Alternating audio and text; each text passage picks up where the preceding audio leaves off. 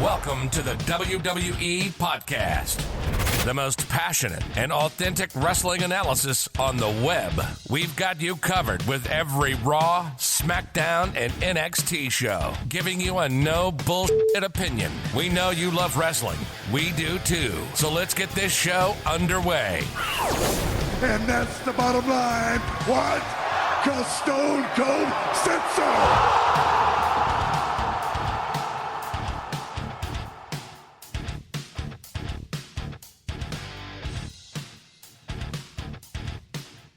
Hello everybody and welcome to this week's Highs and Lows in Wrestling. My name is Mimi Burris and I am excited to jump into this week with you guys. So let's get right to it. This week was a weird week. I think this is the first week in a while I could say without a doubt that I think NXT won the Wednesday Night Wars, and not specifically because NXT was anything, fantastic, but more so just because AEW kind of sucked this week.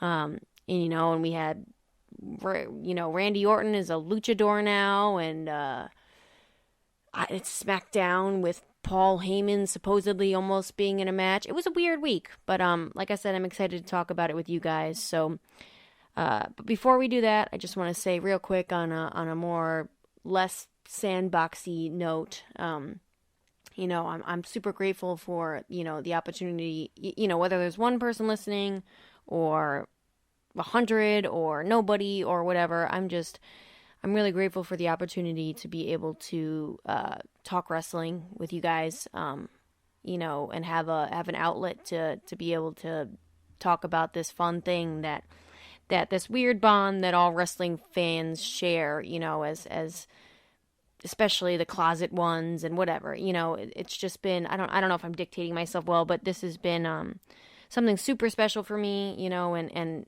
in my life right now, just dealing with a lot of health stuff, a lot of ups and downs, and no pun intended, I guess, a lot of highs and lows in my own life, with some, pet health stuff, my own health, this doctor and that doctor, and to be able to escape all that and just, hop in front of a mic and talk to nobody, but also talk to you guys about the thing that I've loved since, as far as I can remember, is a great gift, and I don't take it for granted. And so, if you're listening to this, thank you. You give me an opportunity to do this, and this is my favorite thing that I get to do usually in the week. So, with all that cheesy stuff being said, I just wanted to throw that out there, and now we can move on and talk about what we're really here to hear and what we're really here to discuss, and that is this week in wrestling and what was done well, what was done not so well, and hopefully we can talk about any ways to fix it. So let's jump right in. So typically we start off with a low for the week, and that trend is going to continue, so we can end the show on a high note. Before we get into the official low for the week, there was a lot of stuff in wrestling this week that was crap. Like I said, I think earlier in the show, there was a lot of crap wrestling this week. In the ropes, between the ropes, outside, on the mic, all this stuff. There was a lot of crap wrestling programs this week, and to start off with that, I guess there was AEW as an entire show was pretty awful this week. And as a pure wrestling fans show is what they kind of claim to be, the wrestling was terrible for the most part. And, they had their high spots as AEW always does, but the amount of botches as a whole during the show, like the numerous amount of botches from there must have been at least one or two in every match.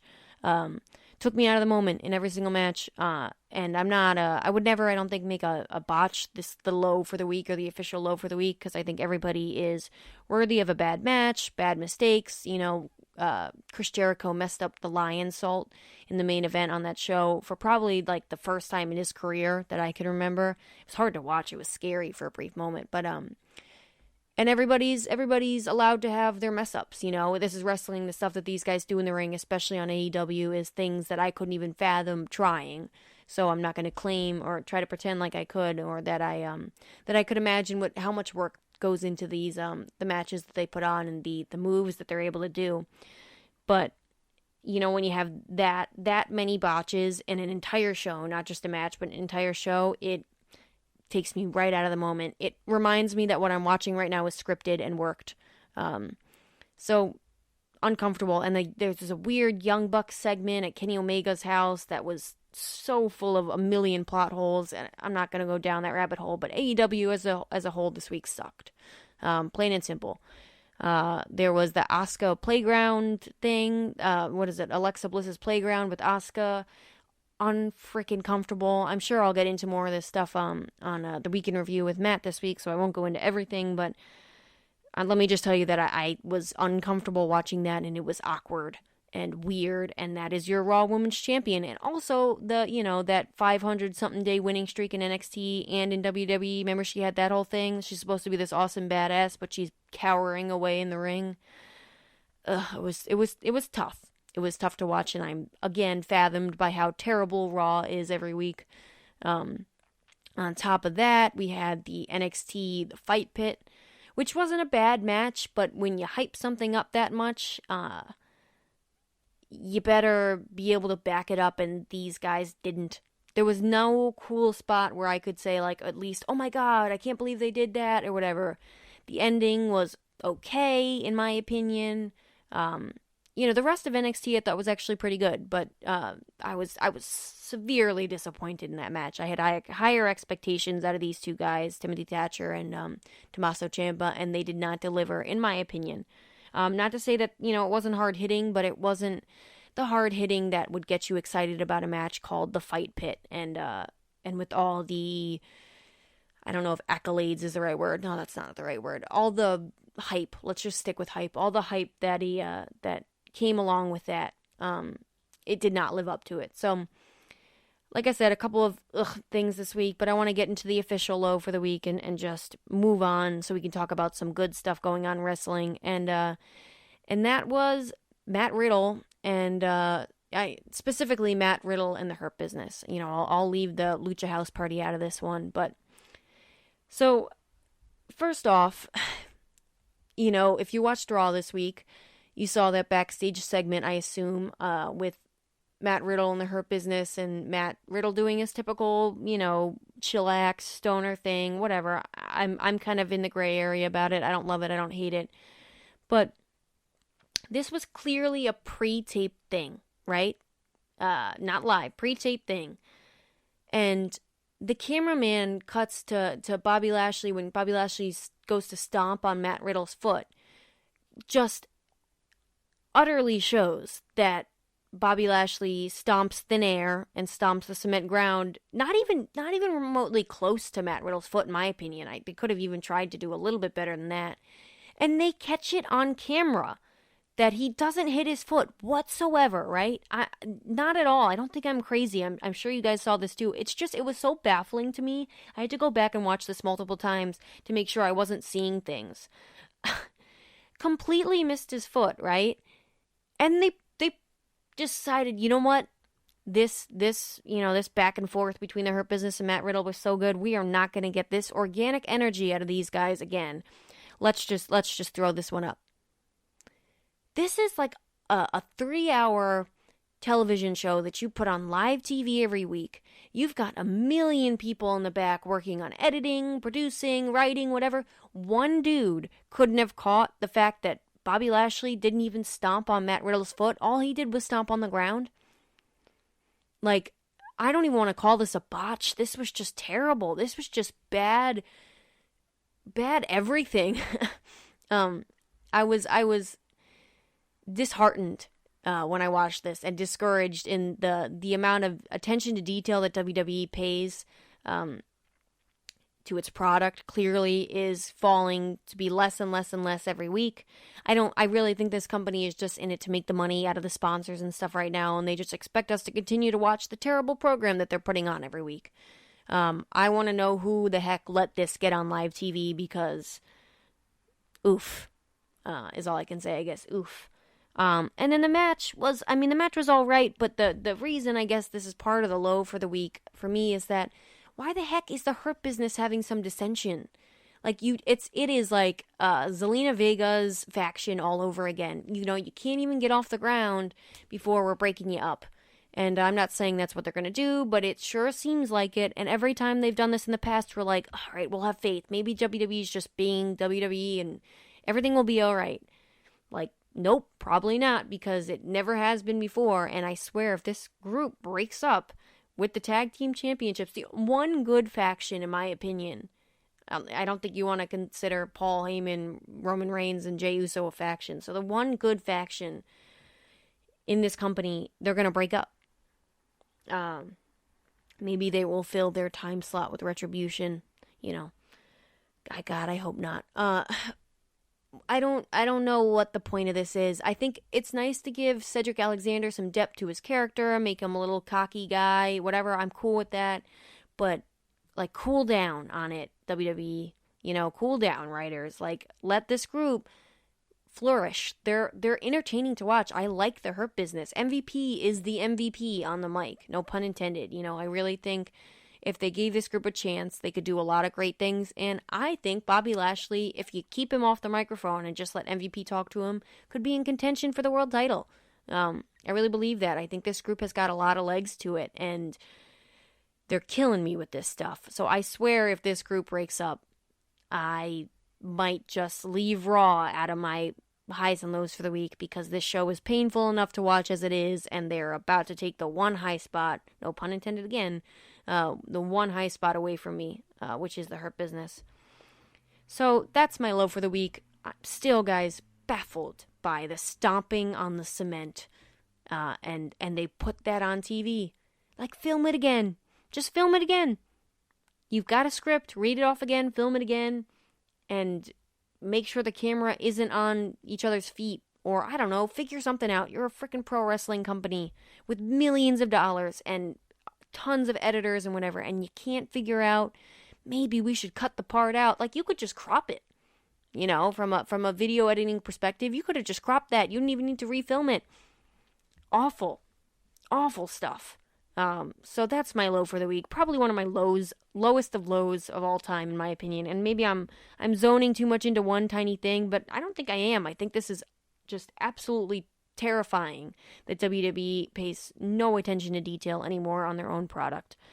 So I'm done. I'm done talking about the crap for the week. Let's move into some good stuff, please, because I am talking myself out of ever watching the WWE product ever again. So again, high stuff for the week. There was some good stuff this week. I'm not gonna say it was all crap. There was a lot of great stuff on SmackDown, I thought. I loved the whole Kevin Owens coming out at the end. It was nice to see Kevin Owens get an up one, what am I saying? Getting a plus one. I don't know what the expression is. Kevin Owens getting one. I think, is it just getting, you know what? Kevin Owens being able to put Roman Reigns through a table. Let's put it that way. It was nice to see Kevin Owens get one under his belt. Let's say that. Because I don't know about you guys, I don't think anybody was actually interested in seeing Paul Heyman versus Adam Pearce. It gave me weird flashbacks from Eric Bischoff versus Paul Heyman crap. I don't want to see these two guys wrestle. I mean, Adam Pearce looks like he's in great shape. Paul Heyman does not. Never has. Paul Heyman should stick to what he's good at on the mic, and so it was nice that this match actually didn't happen, and we got to see at the end of the day Kevin Owens get a little up one on Roman Reigns. It was predictable, but it was nice to see. So that was awesome to watch.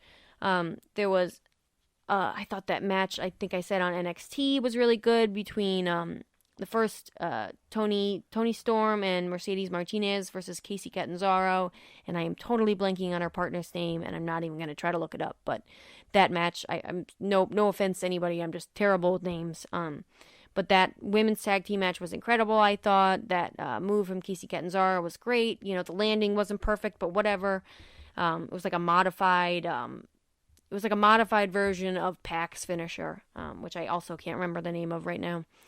But some good wrestling on across all brands, this week. But overall, one specific high for the week goes to Ricochet versus AJ Styles on Monday Night Raw this week. A close second. I mean, not a close second. Excuse me. It was a close pick between Cesaro and Dolph Ziggler and Ricochet and AJ Styles. But I'm gonna give this one to Ricochet and AJ Styles because it was really nice to see Ricochet get a little TV time and get to, put a great match on with someone as talented, I believe, is probably if not one of the most talented guys in the ring ever, in any wrestling company ever, is AJ Styles. This match was incredible. Like I said, Cesaro, Dolph Ziggler was also incredible. It was great to see, them be able to. It was weird, kind of heel versus heel, but whatever. I don't care. It was just nice to see good wrestling on WWE, and though that especially this Ricochet AJ Styles thing, which I want to talk specifically about, was hey guys, we got 15 minutes to fill, or we got 10 minutes to fill on this 3-hour dreaded show. Can you put together a match real quick? And these two guys were like, hell yeah, we can, and put on the one good thing on Monday Night Raw, really, besides, I guess, I also want to say that the Asuka, as much as that playground thing stunk, the Asuka Alexa Bliss match was really good. I liked what they did there. I thought that was to my liking, although it was weird. I enjoyed it. So, but again, focusing specifically on the high for the week, which is AJ Styles and Ricochet. I mean, these guys, what do you expect when you put these two guys in a ring? Even if they had no time to prepare for this match, which I guarantee they didn't, and they got little time, I could have watched this match for 30 minutes rather than half the stuff on Raw. They put on the one thing that I was excited to watch. I remember I was watching. I don't watch Raw live a lot. If anything, I'll watch it a little bit afterwards, but I just don't get home from work in time sometimes. And so I was watching it back. And I was like, I think I had to run up and grab something to eat or go to the bathroom or whatever. And I was like, and I heard that Ricochet and AJ Styles were having a match. And I was like, oh, wait, no, let me come back. Because this is the one part of Monday Night Raw I'm actually going to be interested in. And it was the case. The finish to this match was absolutely unbelievable. So unbelievable, I think I'm going to give you guys some audio from it. If you didn't get to see it, go watch this match. It's not going to take a lot of your time because Raw didn't give him any time, but I want to play the audio at the finish of this match for you guys. So if you did watch it, you can relive the few seconds of joyous television on this terrible program. Oh, another power Styles! You gotta be kidding me! You gotta be kidding me! Yes, he did! AJ Styles just did that! Cover! Styles puts away Ricochet! So if you guys didn't get to, or didn't get a chance to watch Raw this week and see that, or if you just want to relive one of the best moments in Raw history that I can remember in a while, and I might be overstating that, but I don't know, I thought this was incredible. Ricochet goes to AJ Styles, I think Ricochet goes to jump off the ropes. AJ Styles catches him, Ricochet lands on his stomach on the ropes. AJ Styles catches Ricochet off the ricochet of the ropes into a Styles clash. My description of it does not do it credit. Again, can't stress it enough. If you didn't see this, go watch this match. Unbelievable. There was another great part in this match where Ricochet jumped out to the outside or something, and Amos caught him. I'm going to say that one confidently this week and just stick with Amos. And then the referee was like, just drop him. And he was like, all right. And he just dropped him. And the thud he made on the ground, it was just... This whole thing was so beautifully put together. I don't know if they had any help putting this match together. I doubt it, because this was different from most things you get to see on Raw. So my high for the week goes for this, specifically because this was the one time I popped, pretty much in the 3 hours that I was watching this show. And these two guys are just class workers. I could go on a rant about Ricochet right now, and there was some news about how he might be being released or maybe not, and that he denied those rumors, that he's going to be around for a lot longer, or his contract is until like 2024 or something like that, 2022. WWE has got one of the greatest wrestlers on their hands, and they're not doing anything with him, so it was nice to be able to get to see Ricochet have some spotlight. I don't know why he had to qualify for the Royal Rumble. I actually think Adam Pearce tweeted something out to clarify all this stuff. I'm not going to bore you guys with all that information. You can go look it up if you want to. But either way, despite all this match was incredible. Go watch it if you haven't. Speaking of incredible matches, that is a beautiful transition into my random match recommendation for this week, which is going to be none other than Royal Rumble 2017, John Cena versus none other than AJ Styles. These two guys had a bunch of amazing matches together, dream matches to some people. This one, probably the best out of all of them. You know, there was a lot of homage to their other matches. I think it was on the shorter side of their matches, actually, if you want to compare them. But this match is just fun to watch. Some real emotion behind both guys. John Cena's the kind of guy you can boo him when he goes out there, but towards the end of the match, you are just captivated into what he's doing. And, you know, things like the U.S. Open Challenge are perfect examples of that. He is a great guy to work with in the ring, especially for people like AJ Styles, Sami Zayn, you know, that kind of style. So that's my random match recommendation for the week. And with that means I'm done here. Thank you again, like I said at the top of the show. If you listen, I really appreciate it. It means more to me than you know. And this is something I just absolutely love doing. I love talking wrestling with you guys. So hope you have a great week. I'm excited to talk to you guys next week. And sounds like the Royal Rumble is coming up, you know, before we know it. So I'm sure we will do plenty of talking about that on this show as well. Thanks again, and I will talk to you guys next week.